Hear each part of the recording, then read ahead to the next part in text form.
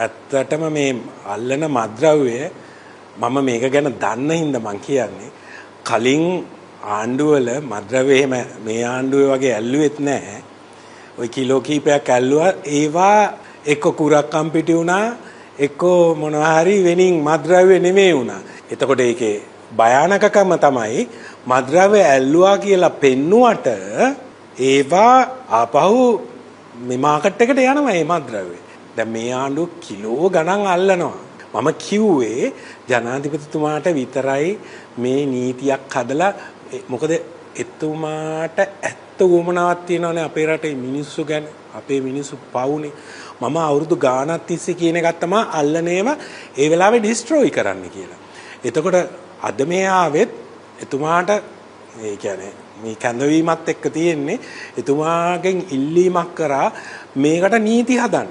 මොකද ඇල්ලුවට පස්සේ නඩු භාණ්ඩයක් ඩිස්ට්‍රොයි කරන්න බෑ. ඒක නීතියේ තියෙනවා. ඒකට ගොඩාක් කරුණු තියෙනවා. හැබැයි මේකට අලුත් නීතියක් හදලා අල්ලපු වෙලාවෙම එතෙන්ට මැජිස්ට්‍රේට්ව ගෙන්නලා රස පරීක්ෂකලවත් ගෙන්නලා සාම්පල්ස් අරගෙන ඒ මත්ද්‍රව්‍ය ටික විනාශ කරන්න ඕනේ ඒ වෙලාවෙම අර සාම්පල්ස් තියෙන නඩුවට.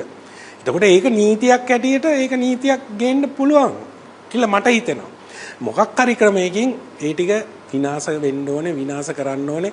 අදත් ජනාධිපතිතුමාට කිව්වා මේක කරන්න කියලා පොරොන්දු වුණා. එහෙම නීතියක් හදනවා කියලා ඒක පොරොන්දු වුණා එතුමා. මේ වගේ වැඩ අපි කලින් අයට අපි යෝජනා කරා. ඒ කියන්නේ මම නාකොටික් බියුරෝ ඉන්න කාලේ මම යෝජනා කරා. ඉතින් එහෙම උන්නේ නැහැ. එහෙම ඒ කාලේ දේශපාලකින්ට එහෙම මේක නවත්තන්න අවශ්‍යතාවයක් තිබුණේ නැහැ. මොකද ඒගොල්ලොත් මේවල පාට් කොටස්.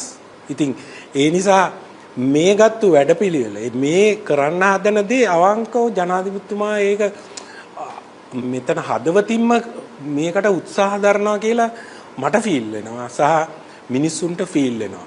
එතකොට ඒ කරන සමස්ත වැඩේ ඇතුලේ ඒ අල්ලන කුඩු විනාශ කරන්න නීතියක් ගේන්න කියන එක තමයි මගේ ඉල්ලීම. හැබැයි මම මේ කියපු ප්‍රකාශය එක එක පේජ් වලින් වැරදියට අර්ථකථනය කරලා ඒ කියන්නේ මම මේ ආණ්ඩුව මේ විරුද්ධව ඇන්ටි ගවර්න්මන්ට් අදහසක් ප්‍රකාශ කරනවා වගේ එහෙම තමයි මේ ඕක ගිහිල්ලා තියෙන්නේ. ඉතින් මට ඒක කවන්නේ පව්වේ පේජ් අයත් ජීවත් වෙන්න එපා. ඒගොල්ලෝ පවුනේ මිනිස්සු මිනිස්සු නම ක්වොලිටියක් තියෙනවානේ.